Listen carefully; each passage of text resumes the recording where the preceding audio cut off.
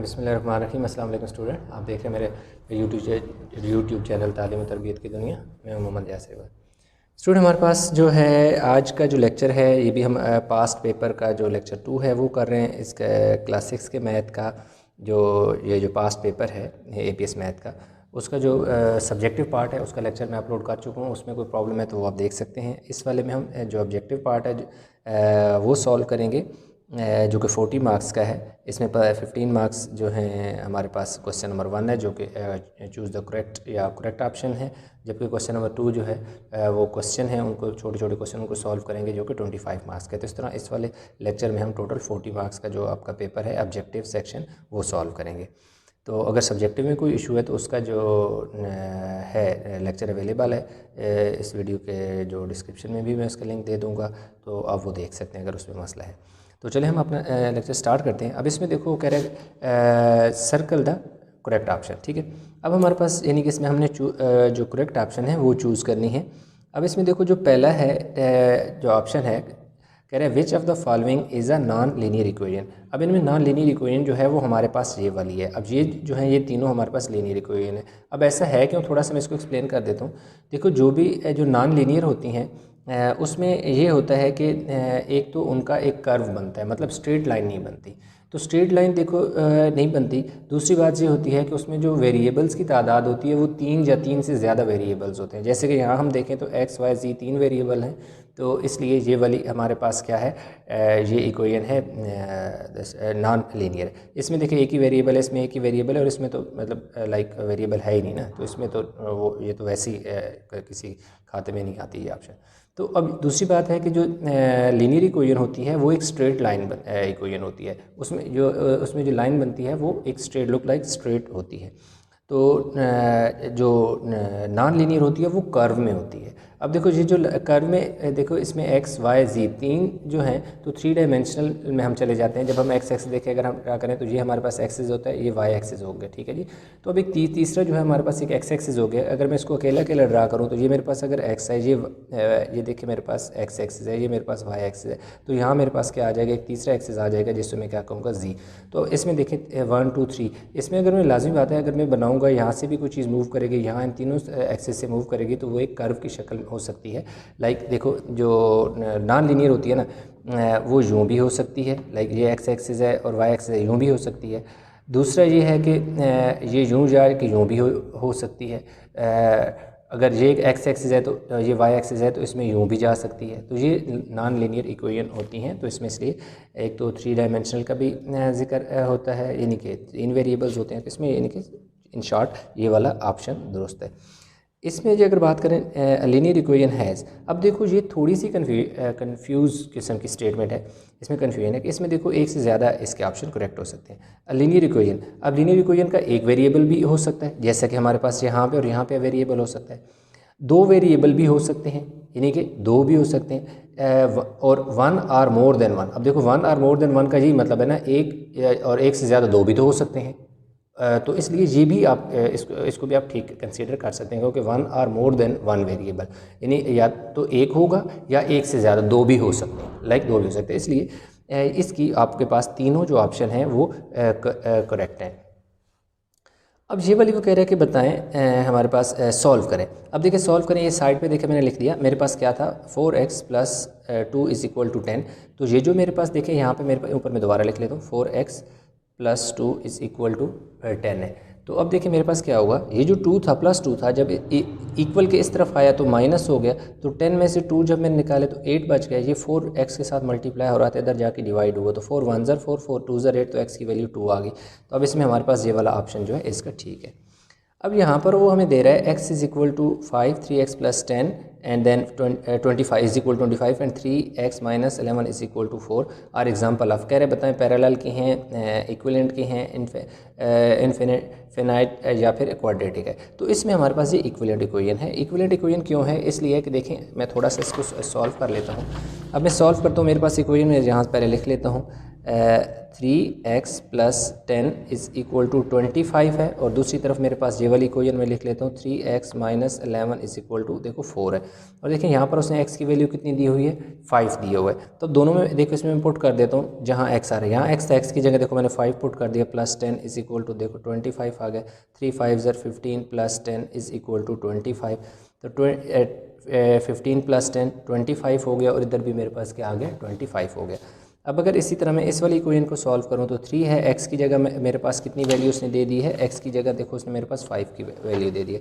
तो यहाँ मैं देखो 5 पुट कर देता हूँ, माइनस 11 इज इक्वल टू क्या आ गया 4।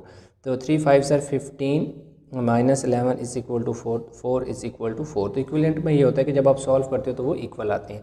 तो देखिए ये भी इक्वल आ गए हैं लेफ्ट राइट, और ये भी इक्वल आ गए, इसलिए ये हमारे पास क्या है, इक्विवेलेंट है। पैरेलल इक्वेशन में समटाइम ये होता है कि हमारे पास x और इक्वेशन इस तरह होती है 4x plus 3y is equal to 15, मतलब x और y दोनों हो सकती हैं। जब आप उसको ग्राफ पे ड्रा करते हैं तो पैरेलल लाइन या तो यूँ जाएगी, ठीक है, या फिर यूँ जा सकती है, ठीक है, या फिर यूँ जा सकती है, जो है ना लाइक स्ट्रेट, नहीं सॉरी ये वाली नहीं हो सकती, ये वाली तो मैं दोबारा बनाता हूँ। ये देखो मेरा x y एक्स, ये x एक्सिस हो गया, ये y एक्सिस हो गया, ठीक है। ये माइनस एक्स वाई एक्स और माइनस एक्स। पैरेलल इक्वेशन ये अगर एक ये वाली लाइन है मेरे पास, दूसरी लाइन ये वाली बन जाएगी, ये पैरेलल हो सकती हैं, दूसरी यूँ दो पैरेलल हो सकती हैं। तो पैरेलल लाइंस एक्चुअली यूँ होती हैं, तो जब इक्वेशन हम सॉल्व करते हैं उनको तो यूँ की वैल्यू इस तरह आ जाती हैं। तो इसका जो बेस्ट ऑप्शन है वो आपके पास क्या है, इक्विवेलेंट इक्वेशन है, ठीक है जी। अब हम इसके नीचे वाले में चलते हैं। A dash expresses a rule in algebraic terms. अब देखो जो है आपके पास अलजेब्रिक टर्म्स को जो एक्सप्रेस करता है वो आपका क्या होता है, formula. A formula expresses a rule in algebraic terms. जो अलजेब्रिक टर्म्स होते हैं उनमें रूल्स को क्या कौन एक्सप्रेस करता है, फार्मूला बताता है। यानी फार्मूला जो होता है वो हमें बताता है कि क्या रूल्स हैं और किस तरह हमने उसको लेके चलना है। तो इसलिए इसका जो ऑप्शन है पार्ट ई का वो फार्मूला है। अब इससे अगला जो हमारे पास ऑप्शन है परसेंटेज। अब देखो कह रहे हैं can not be greater than 0, can be greater than 100, can only be equal to 100। अब ये तो हो नहीं सकता, can only be less than 100, ये दोनों नीचे वाले दोनों हो ही नहीं सकते। देखो ना, कैन ओनली भी सिर्फ कह रहे परसेंटेज सिर्फ हो सकता है लेस देन 100 होगा, या कैन ओनली भी सिर्फ हमेशा परसेंटेज 100 से नीचे होगा। और इधर कह रहा है कि can only be equal to 100, और कह रहा है सिर्फ 100 के इक्वल हो सकता है 100% परसेंटेज। यानी परसेंटेज का मतलब है कि आप 100 रुपीज़ की चीज़ लेते हैं और 100 में आप बेच देते हैं, तो इसका मतलब है कि आपका 100% ऑप्शन हो सकता है। वो कह रहे हैं सिर्फ कैन ओनली भी सिर्फ 100 हो सकता, तो ऐसा नहीं हो सकता। हो सकता है आप 100 की चीज़ लेते हैं और 250 में बेचते हैं, तो अब देखो उसका आपका परसेंटेज जो है वो 100% से ज़्यादा चला गया। अब इसी तरह ये वाला can only be lesser than 100%, percentage कह रहा है ये भी नहीं है। तो अब हमारे पास can not be greater than 100% और कैन बी ग्रेटर देन 100%। अब देखो कह रहा है can not be greater than 100%, ये भी ठीक नहीं है। कैन बी ग्रेटर देन 100%, अब देखो थोड़ी सी कन्फ्यूजन इसमें है, लेकिन ये वाला बेस्ट ऑप्शन है। क्यों, कैन बी ग्रेटर देन 100%। वो कह रहा है can not be greater than 100%, percentage 100% से ग्रेटर नहीं हो सकता कह रहा है, और यहाँ कह रहा है हो सकता है। देखो जी 100% से ये हो सकता है। जैसे मैंने आपको एग्जांपल दी कि आप 100 रुपीज़ की चीज़ लेते हैं और आप क्या करते हैं कि बेच देते हैं जी 100 की चीज़ को, अगर आप 300 में बेच रहे हैं तो आपका जो परसेंटेज है वो 100 से अबव चला गया, 100 से अबव चला गया। अगर आप 100 की चीज़ लेते हैं और 110 की बेच रहे हैं तो आपका परसेंटेज 100 से नीचे जो है हो सकता है। आपका 100% से नीचे भी हो सकता है और ऊपर भी।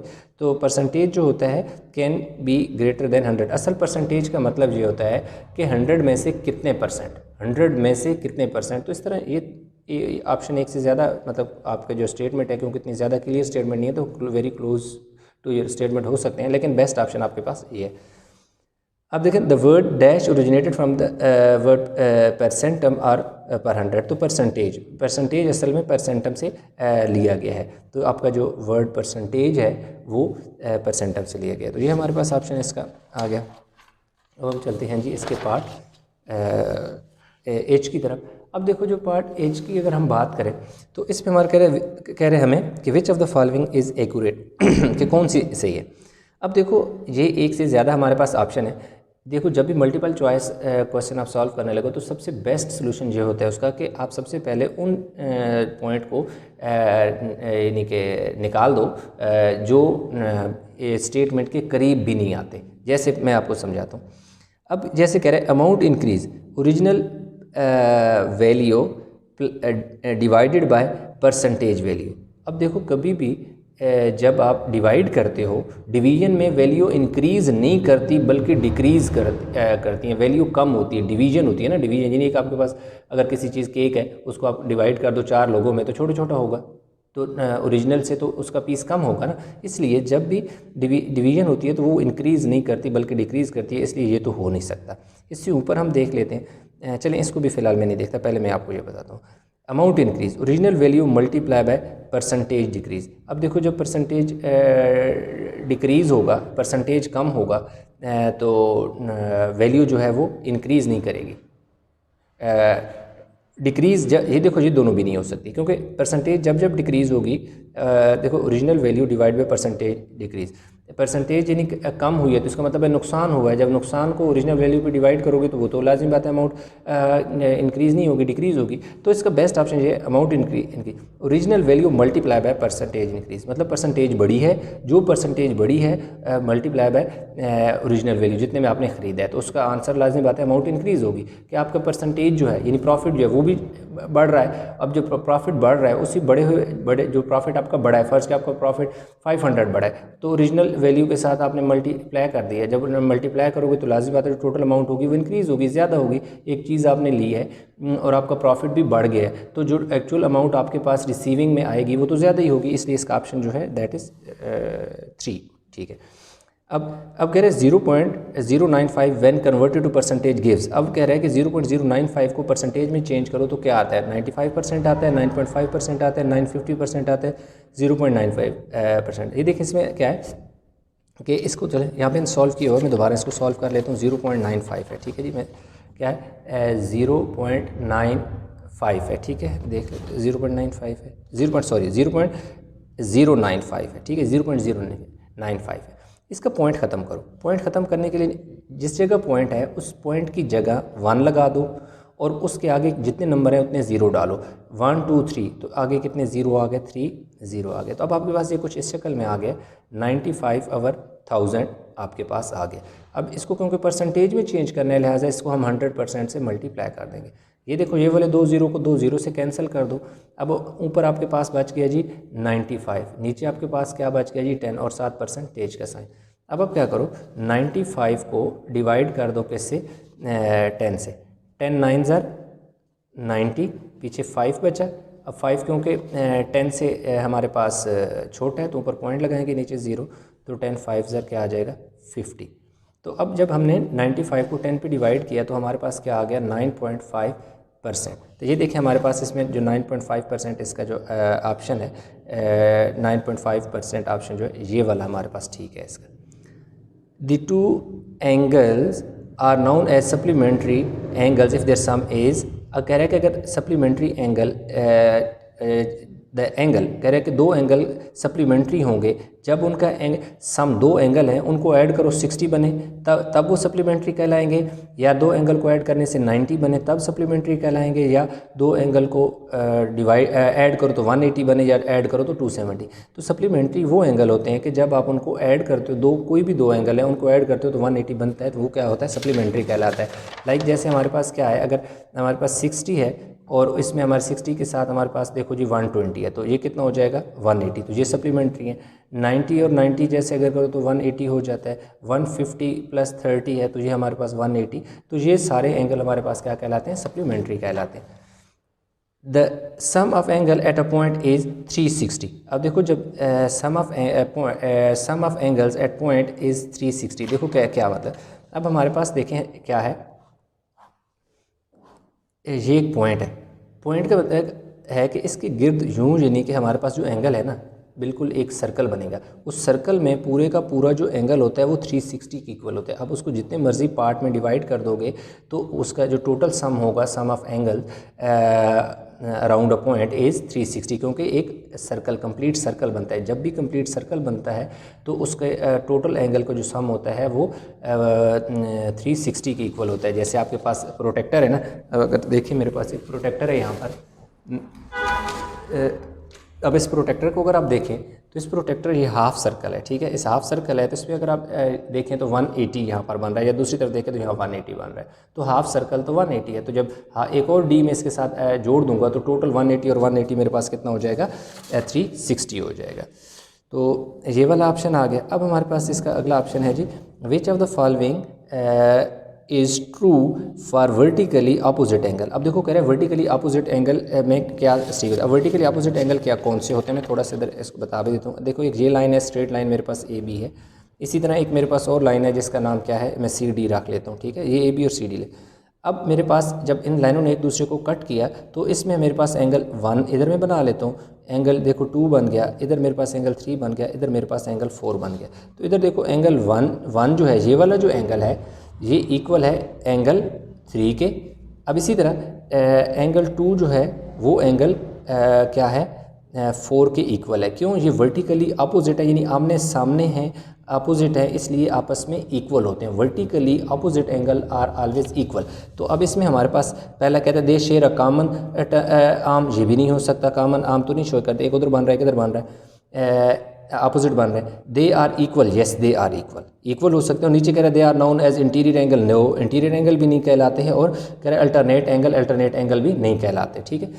अब हमारे पास इससे आगे अगर हम चलें तो हमारे पास जो ऑप्शन एम है उसमें वो कह रहा है which of the following angles are always equal. कौन से एंगल हमेशा इक्वल होते हैं, interior angle, acute angle, obtuse angle. अब देखो ऑब्ट्यूस और एक्यूट का थोड़ा सा मैं आपको बताता हूँ। अब देखो एक्यूट एंगल कौन सा एंगल होता है, थोड़ा सा मैं इसलिए आपको बता रहा हूँ, ज़रूरी नहीं है कि यही आप जो आप पेपर सॉल्व करें यही आपके पास पेपर आ जाए, आपके पास पेपर कोई भी आ सकता है। तो कंसेप्ट एंगल का पता होना चाहिए, क्योंकि जो आपका चैप्टर 8 है वो सारा इसी कंसेप्ट के ऊपर बेस करता है। जो एक्यूट एंगल होता है वो क्या होता है, ग्रेटर देन क्या होता है, 0 होता है, और लेस देन 90 होता है, ठीक है। तो कोई भी एंगल एक्यूट एंगल जो हो सकता है, लाइक 30 एक एक्यूट एंगल है, 45 एक एक्यूट है, 89 एक एक्यूट है, 15 एक एक्यूट है। अगर हम दूसरी तरफ ऑब्ट्यूस एंगल की बात करें तो ऑब्ट्यूस एंगल जो होते हैं वो ग्रेटर देन 90 होता है और लेस देन 180 होता है, ठीक है। तो अब वो ये यहाँ पे जो बात कर रहा है which of the following angles are equal. तो अब देखो ये भी एक्यूट है, ये भी एक्यूट है, तो 45 30 और 45 इक्वल नहीं हो सकते, क्योंकि ये दोनों डिफरेंट है। इसी तरह अगर मेरे पास 90 से बड़ा अगर मैं 95 कर लूँ और दूसरा एंगल मेरे पास क्या आ जाएगा जी 170 सपोज, ये दोनों मेरे पास क्या है, ऑब्ट्यूस एंगल है। तो ये ज़रूरी नहीं है कि ये इक्वल हो, जो ऑब्ट्यूस एंगल होते हैं ज़रूरी नहीं कि वो इक्वल हों, वो डिफरेंट हो सकते हैं। इसलिए ये दो नीचे वाली ऑप्शन नहीं है। अब कोरिस्पोंडिंग एंगल जो होते हैं वो इक्वल होते हैं। अब इंटीरियर एंगल जो है, अब मेरे पास ये एक ट्रायंगल है, इसके अंदर एक यहाँ पे एंगल है, एक यहाँ पे, यहाँ पे, दे कैन बी इक्वल, ये हो सकता है। लाइक जैसे हमारे पास इक्विलेटरल ट्रायंगल की बात करें तो ये भी 60 का होता है, ये भी 60 का होता है, और यहाँ पे भी मेरे पास 60 का होता है। 60 तो इंटीरियर एंगल इक्वल हो भी सकते हैं। लेकिन यहाँ के पे अगर बात करें तो उसने हमें क्या कहा है, which of the following always equal की बात करता है, ऑलवेज इक्वल। तो कोरिस्पोंडिंग एंगल हमेशा इक्वल होते हैं, इसलिए ये वाला ऑप्शन ठीक है। और ये वाला इसलिए ठीक नहीं है कि मेरे पास अगर एक ट्रायंगल है तो वो यूँ भी हो सकती है, सपोज अगर यहाँ 60 है, यहाँ हो सकता है कोई 30 हो जाए, ठीक है। और ये वाली इस तरह है ना, यहाँ तो यहाँ हो सकता है 90 हो जाए। तो इंटीरियर एंगल तो they can be equal, they can not B equal. तो ऑप्शन है। तो ऑलवेज का वो जिक्र, जो वर्ड जब ऑलवेज का यूज़ कर रहे हैं तो हमेशा कह रहा है इक्वल होते हैं, तो हमेशा कोरिस्पोंडिंग एंगल इक्वल होते हैं, दूसरे एंगल इक्वल नहीं होते। अच्छा, अब कह रहे हैं कि 146% in the simplest form is equal to. अब देखो 146% का वो कहता है कि वो सिंपलेस्ट फॉर्म में किस तरह की होगा। अब देखो मेरे पास यहाँ पे मैं थोड़ी सी जगह है, मैं सॉल्व कर लेता हूँ। अब देखिए मेरे पास 146% है ना, हाँ यस 146% है। तो जिस वैल्यू के साथ, नंबर के साथ परसेंटेज का साइन होता है उसका मतलब होता है 100%, तो उसे 100 से डिवाइड कर लेते हैं, ठीक हो गया। तो नीचे मेरे पास क्या आ गया 100 आ गया। अब इन दोनों को मैं 2 पे डिवाइड कर देता हूँ। जब मैं 146 डिवाइड बाई 2 करता हूँ तो 73 आ जाता है, और 150 को जब 2 पे डिवाइड करता हूँ तो 50 आ जाता है। तो मेरे पास ऊपर 73 आ गया, नीचे मेरे पास क्या आ गया 50 आ गया। अब देखें 73 को जब मैं 50 पे डिवाइड करूँ तो 50 1 ज़र 50 हो गया, यहाँ मेरे पास 3 आ गया और यहाँ मेरे पास 2 आ गया। तो अब क्योंकि 23 जो है वो 50 से छोटा है तो यहाँ पर मैं आगे मज़ीद डिवीजन नहीं कर सकता क्योंकि वो डेसिमल में चला जाएगा। तो उसने सिंपलेस्ट फॉर्म में कहा है, इसमें नहीं, डेसिमल में नहीं कहा। तो ये जो पहले मैं साइड पे लिखूँगा 1 जो है होल है, फिर इधर से मैं इस तरफ आऊँगा तो 23 में ऊपर लिख दूँगा और नीचे में लिख दूँगा 50। तो 1 होल 23 ओवर 50। तो ये देखिए 1 whole 23 over 50, this is the answer of an option. अब हमारे पास इसका जो लास्ट ऑप्शन ओ रह गया है उसको हम देखते हैं ओ। अब अगर हम ओ की बात करें तो कह रहे हैं which of the angles are interior angle. अब देखो इंटीरियर एंगल हमारे पास क्या है, सी और एफ इंटीरियर एंगल हैं। क्यों इंटीरियर एंगल है? ये देखिए हमारे पास ये एक लाइन पैरेलल लाइन है, ये भी पैरेलल लाइन है, ये दोनों जो सी और एफ हैं ये इन दोनों लाइन के बिटवीन इनसाइड लाइन बन रहे हैं, इसलिए इनको इंटीरियर एंगल कह रहे हैं। तो इसलिए हमारे पास C and F are interior angle. तो ये ऑप्शन हमारे पास ठीक हो गया। तो जो हमारे पास क्वेश्चन नंबर 1 था 15 मार्क्स का वो हमने कर लिया जी कंप्लीट। अभी हम लेके चलते हैं इसका जो पार्ट क्वेश्चन नंबर 2 है उसको सॉल्व करते हैं। अब देखें हमारे पास जो है ये वाला उसने क्वेश्चन करा attempt the following 36 minus 9x is equal to 9 है। अब मैंने यहाँ पे क्या किया कि ये जो 9 था इसको जब मैं इस साइड पे लाया तो 36 पहले था, ये जब 9 इस तरफ आया तो माइनस 9 हो गया। ये जो इक्वल का साइन है इसी तरह आ गया, ये जो प्लस 9x था ये इस तरफ में ले गया तो ये माइनस था तो इस तरफ जाके प्लस हो गया। मैंने कोई साइन नहीं डाला, प्लस ही होता है, मैं डालो तब भी ठीक है, साइन ना डालो तब भी ठीक है। अब 36 में से 9 जो है माइनस हो रहे हैं, इसलिए मैंने 36 में से 9 माइनस की 27 बच गया और इधर मेरे पास 9x आ गया। अब ये जो 9 है x के साथ मल्टीप्लाई हो रहा है, यही जब इधर x के साथ 9 मल्टीप्लाई हो रहा है, मुझे x चाहिए तो ये फालतू है 9, जब इस तरफ आएगा तो 27 के नीचे आके डिवाइड हो जाएगा। तो ये जो इस साइड पे 9 था जब इस इधर आया तो इसके नीचे डिवाइड हो गया। तो 9 का टेबल 27 पे 3 टाइम जाता है तो x इज इक्वल टू 3, मेरे पास इसका आंसर आ गया। अब वो कह रहा है find the formula for the sum of any 4 consecutive odd number. कह रहे हैं कोई भी जो कंसेक्टिव ऑड नंबर है उनका और कितने ऑड नंबर हैं 4 कंसेक्टिव ऑड नंबर बताएं। तो इसमें 4 कंसेक्टिव ऑड नंबर, पहला हमारे पास x होगा, दूसरा हमारे पास x प्लस 2 होगा, तीसरा हमारे पास x प्लस 4 होगा, चौथा हमारे पास x प्लस 6 होगा। दरमियान में ये देखो बीच में मैंने इनको अलग करने के लिए कामा डाल दिया। अब एक जब ये क्वेश्चन इस तरह का आप लोगों के जो एक्सरसाइज है उसमें भी है, तो एक लेक्चर में जब मैंने सॉल्व किया तो मुझसे एक स्टूडेंट ने पूछा कि सर ये देखें 2 4 6 ये तो इवन नंबर है तो ऑड कैसे हो गए? आपने तो ऊपर ऑड उन्होंने कहा हुआ, तो हमें कैसे पता चलेगा कि ये ऑड है? बहुत सिंपल सा है, यहीं पर मैं सॉल्व कर देता हूँ। अब मेरे पास x की वैल्यू जस्ट सपोज में कर लेता हूँ कि मेरे पास x की वैल्यू क्या है 3 है, मैंने एक ऑड नंबर ले लिया। अगर 3 है तो अब पहला नंबर x है तो यहाँ 3 आ जाएगा। अब जब मेरे पास x प्लस 2 है, अब मेरे पास जो पहली वैल्यू 3 है, जब मैं इस x की जगह 3 लिखूँगा और 2 लिखूँगा तो मेरे पास आंसर क्या आ जाएगा 5, जो कि एक ऑड नंबर आ जाएगा। इसी तरह आगे x क्या है, x प्लस 4 है तो x प्लस 4 की जगह मैं क्या लिखूँगा 3 प्लस 4, यानी x की जगह मैंने इस x की जगह मैंने 3 लिख लिया प्लस 4। इसी तरह तो मेरे पास 7, अगेन एक और ऑड नंबर आ गया। लास्ट मेरे पास x प्लस 3 है तो x की जगह मैंने क्या लिख दिया 3 लिख दिया और जो 6 है वो एज इट इज़ आ गया तो 9 आ गया। अब स्टूडेंट के ज़हन में होता है कि ये x प्लस 1 होना चाहिए था, x प्लस 3 होना चाहिए था, ये वाला नंबर x प्लस 1 होना चाहिए था, ये x प्लस 3 होना चाहिए था और ये x प्लस 5 होना चाहिए था। ऑड का तो ये मतलब होता है 1 3 5। तो अब इसी को जिसको मैंने एक्सपोज की हुई है कि मेरे पास जो पहला नंबर यानी कि मेरे पास जैसे x की वैल्यू 3 आ गई है। अब जब मैं 3x की जगह 3 लिखूँगा प्लस 1 तो मेरे पास आंसर क्या आ जाएगा 4, जो कि एक इवन नंबर आ जाएगा। इसी तरह x की जगह अगर मैं 3 पुट करूँगा और यही वाला 3 तो मेरे पास 3 और 3 6 आ जाएगा। इसी तरह मेरे पास एक 3 है और ये देखो 5 है तो मेरे पास क्या आ जाएगा 8 आ गया। तो ये इवन नंबर आ, तो 2 ऑड नंबर मिलकर इवन बना देते हैं, इसलिए ये नंबर मेरा ऑड होगा, इसलिए मैंने इस ऑड के साथ एक इवन नंबर रखा ताकि जब उसका सोल्यूशन आए तो इवन और ऑड ही होगा, क्योंकि उसने कहा है कि सम निकालना है। तो इसलिए ये वाले जो मैंने 2 4 6 ये हैं तो इवन नंबर है, लेकिन क्योंकि इनके साथ एक ऑड नंबर है, x एक ऑड नंबर है तो ऑड नंबर है। जब ऑड नंबर को आप इवन के साथ ऐड करते हो, जैसे ये देखो ऑड है, even odd even odd even, इन सारों का आंसर क्या है ऑड नंबर ही आया। जबकि अगर ऑड नंबर के साथ ऑड रखोगे तो वो हमेशा answer even he they, 2 odd number मिलकर इवन नंबर बना देते हैं। तो चलें, ओके, चीज़ क्लियर हो गई होगी।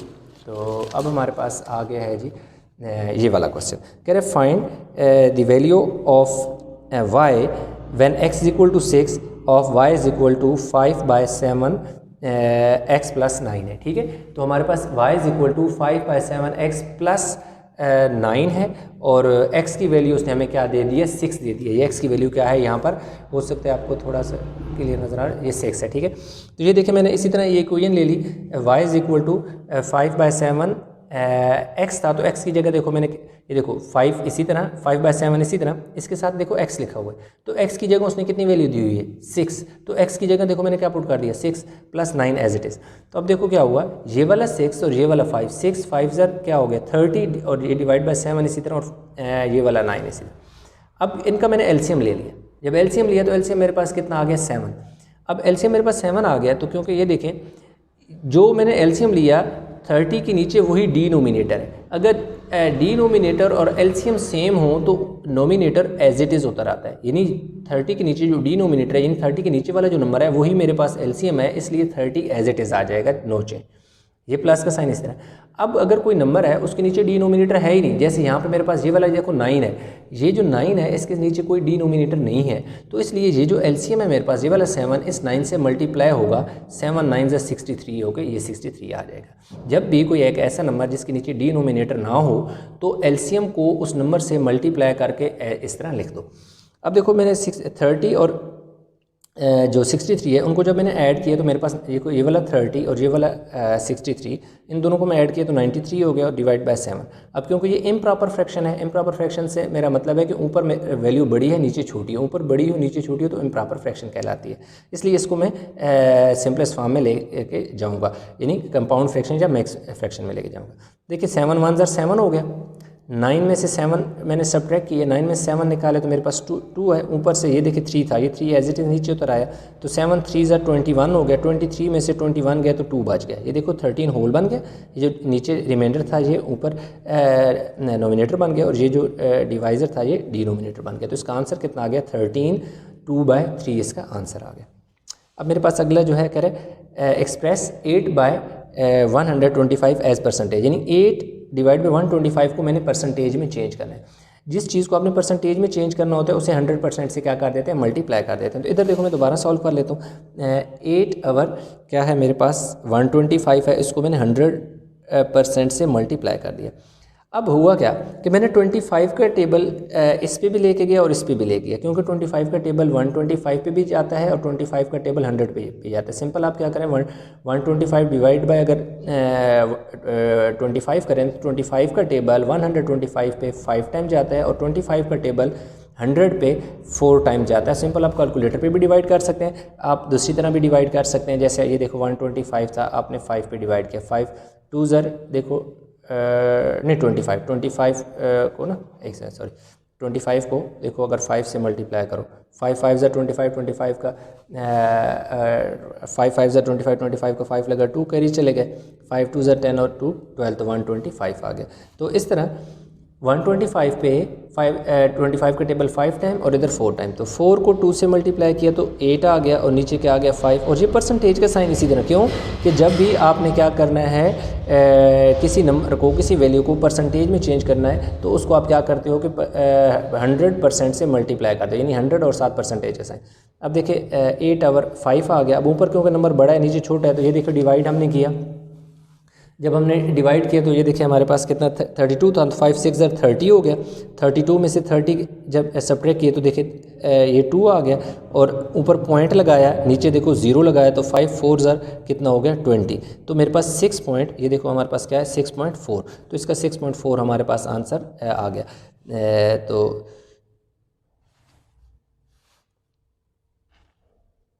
यानी 8 4 ज़र 32 था, सॉरी ये मैंने गलती से लिख दिया, 8 4 ज़र कितना है 32 आवर 5 मेरे पास आ गया। आप चाहें तो इस तरह भी लिख सकते हैं डिवाइड किया हुआ ना, कि अब देखो 32 को अगर 5 पे आप डिवाइड करते हैं ना, 32 को अगर 5 पे 5 6 ज़र 30 आ गया, 5 6 ज़र 30 और पीछे 2 बचा, तो आप इसको यूँ भी लिख सकते हैं 62/5% भी 62/5% भी लिख सकते हैं, और अदरवाइज़ आप ऊपर पॉइंट लगाए नीचे 0 तो 5 4 ज़र 20, तो आप चाहें तो और आप यूँ लिख लें 6.4%, जिस तरह आपको आसानी है अब इस तरह लिख लें।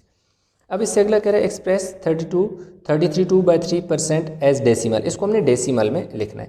तो देखें ये वैसे सॉल्व मैंने किया हुआ, मैं दोबारा सॉल्व कर लेता हूँ। 33.2/3% को डेसिमल यानी पॉइंट की शक्ल में लिखना है, ये आ गया। अब देखिए ये जो 33 और 3 हैं, ये दोनों नंबर यानी ये जो नीचे वाला नंबर है और इस साइड वाला नंबर ये आपस में मल्टीप्लाई होंगे।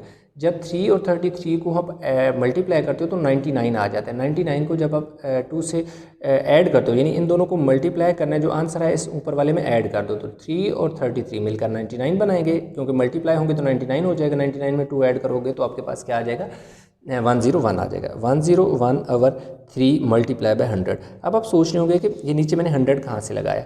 अब देखो, क्योंकि इसके साथ, इस पूरी वैल्यू के साथ परसेंटेज का साइन है, जिस वैल्यू के साथ परसेंटेज का साइन होता है उसके साथ हम 100 क्या कर देते हैं, मल्टीप्लाई डिवाइड कर देते हैं। तो ये परसेंटेज जो था इस वजह से ये नीचे जो है 100 आया, ताकि ये परसेंटेज का साइन ख़त्म हो जाए। तो ऊपर 101 आ गया, नीचे 300 आ गया। अब देखो 101 को हमने क्या करना है, 300 पे डिवाइड करना है, ठीक है जी, 300 पे डिवाइड करना है। अब देखें बाहर भी 3 डिजिट है, अंदर भी 3 डिजिट है। अंदर जो 3 डिजिट है वो 101 है, जबकि बाहर जो 3 डिजिट है वो 300 है। बाहर वाला नंबर बड़ा है अंदर वाले से, तो ऊपर देखो 0 लगा के पॉइंट लगाएंगे तो ये हमारे पास आ जाएगा 1010। अब देखो अगर 300 को 4 से मल्टीप्लाई करो तो 1200 हो जाता है, लिहाजा हम 3 से मल्टीप्लाई करेंगे। ये हमारे पास कितना आ जाएगा जी, 900 आ जाएगा। ये देखो 0 1 1, अब फिर 0 लगाएंगे, फिर देखो 3 से मल्टीप्लाई करेंगे, फिर 900 आ जाएगा। अब देखो 0 0 2, अब क्योंकि पॉइंट लगा हुआ है हम नीचे 0 लगा देंगे, फिर हम 6 से मल्टीप्लाई करेंगे तो हमारे पास 1800 आ जाएगा। 2000 में से 1800 निकालो तो 200 बचेगा, पॉइंट लगा हुआ हम एक और 0 लगा देंगे, फिर 6 से मल्टीप्लाई करेंगे 1800 आ जाएगा। तो ये देखें हमारे पास एक कंटिन्यूस जो डिवीजन है ये चलती जाएगी, कभी रुकेगी नहीं। लिहाजा हम इसको क्या लिख सकते हैं, 0.3366 आगे डॉट डॉट बन रहा है ना, आप दो यूँ भी लिख सकते हैं, 0.34 लिख सकते हैं, क्योंकि ये जो डिजिट है ये 6 है, तो ये 36 is very close to 40 like, ठीक है। तो यानी 6 जो है ये 5 या 5 से बड़ा नंबर हो तो पिछले वाला एक इंक्रीज़ हो जाता है, इसलिए ये जो 6 है इसे होने की वजह से इसको मैंने 4 बना दिया। या आप इस तरह भी लिख सकते हैं 0.336 और इस वाले को यानी 6 को 7 बना लें, क्योंकि ये 6 बढ़ता जा रहा है, 7 बना लें। वुड क्योंकि उसने कहीं यहाँ पर ये मेंशन नहीं किया कि कितने डेसिमल लिखने, तो आपके लिए जो आप ये सारे आंसर ठीक हैं, ये वाला भी ठीक है, ये वाला भी ठीक है, ये वाला भी ठीक है, जो आंसर मर्जी आप चाहें लिख लें, क्योंकि उसने डेसिमल का जिक्र किया था। ये देखो डेसिमल हमारे पास आ गया।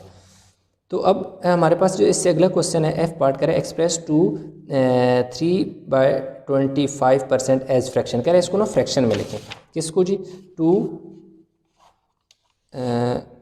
3/25% को फ्रैक्शन में लिखें, ठीक है। तो देखें साइड वाला नंबर, ये नीचे वाला नंबर साइड वाले से मल्टीप्लाई होगा, 25 को 2 से मल्टीप्लाई करेंगे तो कितना हो जाएगा जी, 50 हो जाएगा। 50 में 3 ऐड करो तो 53 हो जाएगा। नीचे हमारे पास 25 और साथ 100 से 100 आ जाएगा। अब देखो जी 100 क्यों मल्टीप्लाई हुआ, क्योंकि परसेंटेज का साइन है, परसेंटेज को साइन को ख़त्म करने के लिए जो नंबर होता है उसको डिवाइड करते हैं 100 से, तो इसलिए इसके नीचे जो 53 था इसके नीचे 100 ने डिवाइड होना था। ऑलरेडी एक 25 भी था, इसलिए ये दोनों आपस में मल्टीप्लाई हो जाएंगे। तो 53/2500। अब क्योंकि 53 जो है वो एक प्राइम नंबर है, इसलिए इसकी कटिंग नहीं होती, डिवीजन नहीं होती। तो और ये ऑलरेडी क्या है, एक प्रॉपर फ्रैक्शन में, क्यों ऊपर नंबर बड़ा छोटा है नीचे बड़ा है, तो यही हमारे पास 53/2500 जो है एज अ फ्रैक्शन में है, फ्रैक्शन में आ गया, जबकि यहाँ पर ये परसेंटेज में था। तो इस तरह हमारे पास जो है इसका जो अगला पार्ट है उसकी तरफ चलते हैं। इसके मेरे यही 2 लास्ट पार्ट रह गए हैं आगे, यस यही 2 लास्ट पार्ट हैं, ये हम करते हैं। अब ये देखें, ये यहाँ पर हमारे पास उसने कहा क्या कहा है, फाइंड द वैल्यू ऑफ ई। अब देखो यहाँ पर फाइंड द वैल्यू ऑफ ई, इसमें देखें हमारे पास ये देखो एक स्ट्रेट लाइन है, इधर उसने 20e दे दिए, यहाँ जो है वो 4e है। ये जो देखो उसने एक स्केयर सा ये देखो बना हुआ है, ये जहाँ पर भी आपको साइन नज़र आए इसका मतलब कितना होता है 90 डिग्री, जबकि ये 3e है। तो अब अगर देखें तो ये पूरा एक पॉइंट है जिसके गिर्द एंगल बन रहे हैं। पीछे हमने ऑब्जेक्टिव में पढ़ा कि अराउंड पॉइंट कितना होता है, ये पूरे का पूरा यूं जो एंगल बनेगा वो 360 का बनता है। इसलिए ये देखें हमने क्या किया 20e प्लस, यानी कि 20e प्लस आगे ये वाला जो 4e है, 4e प्लस ये वाला पार्ट जो 90 है, प्लस ये वाला जो है 3e। ये जो 1 2 3 4 जो पार्ट थे, एक सर्कल था जिसे 4 पार्ट में क्या कर दिया गया है, डिवाइड कर दिया गया। इन चारों पार्ट को हमने ऐड करके किसकी इक्वल कर लिया 360, क्योंकि इन सारों का जो सम है वो 360 होगा।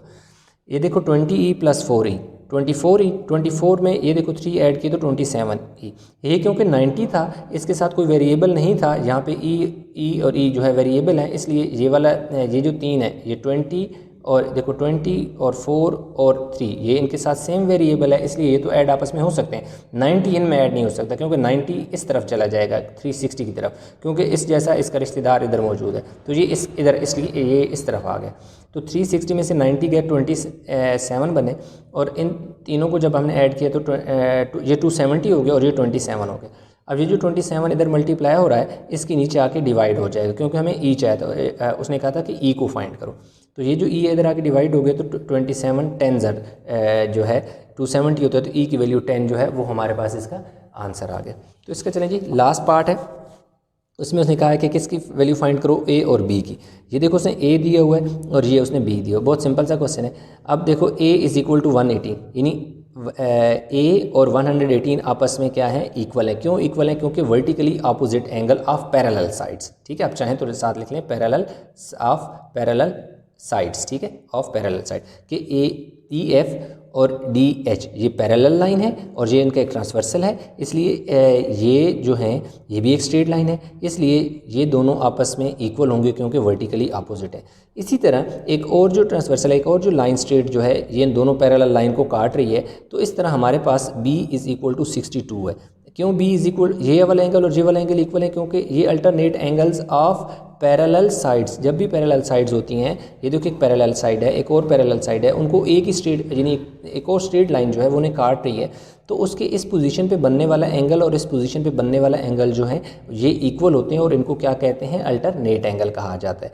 जबकि इस तरफ जो एंगल है, ये वाला एंगल जो है वो इस साइड वाले एंगल के इक्वल होगा, ये वाला एंगल इस साइड के इक्वल होगा, ये भी क्या कहलाएंगे, अल्टरनेट एंगल कहलाएंगे। तो इसलिए ये देखो यहाँ पर उसने देखो क्या कहा हुआ था b, और इधर उसने क्या यहाँ उसने 62 दिया हुआ है, यहाँ उसने b दिया हुआ है। ये देखो ये वाला एंगल जो है ये 62 और ये b है, तो ये दोनों आपस में क्या है, अल्टरनेट एंगल हैं, इसलिए ये आपस में इक्वल हैं। तो इस तरह हमारे पास जो सेक्शन है जी ऑब्जेक्टिव सेक्शन, इसका वो हमने कंप्लीट कर लिया। तो आई होप कि आपको समझ आ गया होगा। इसमें अगर किसी किस्म की कोई कन्फ्यूजन है तो नीचे कमेंट में ज़रूर बताइएगा। ये ऑब्जेक्टिव हमने सॉल्व कर लिया है, तो इसका ऑब्जेक्टिव और सब्जेक्टिव अगर आप एक दिन पहले वीडियो देख लेते हैं तो आपके तमाम कंसेप्ट जो हैं वो क्लियर हो जाते हैं। तो वीडियो को लाइक करें, शेयर करें, चैनल को सब्सक्राइब नहीं किया तो प्लीज़ चैनल को जरूर सब्सक्राइब कर लें। तो इंशाल्लाह मिलते हैं एक नए लेक्चर के साथ, तब तक अपना बहुत सारा ख्याल रखिएगा। अल्लाह हाफिज़।